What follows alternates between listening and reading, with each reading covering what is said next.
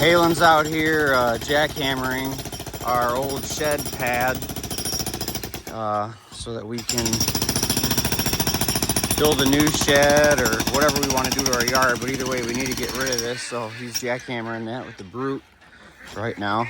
Don't worry, he's got the safety glasses, gloves, eye protection, ear protection.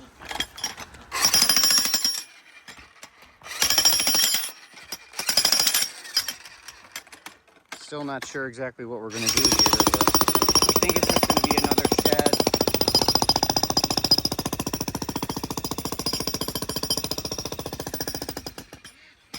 He's busting his butt.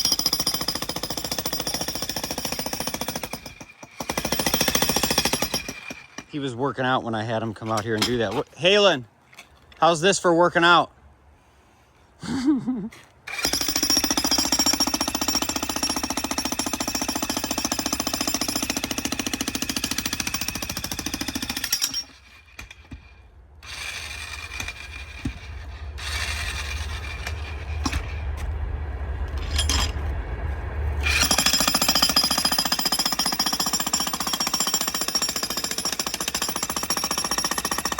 He's getting paid to do this. This is not, this isn't chores.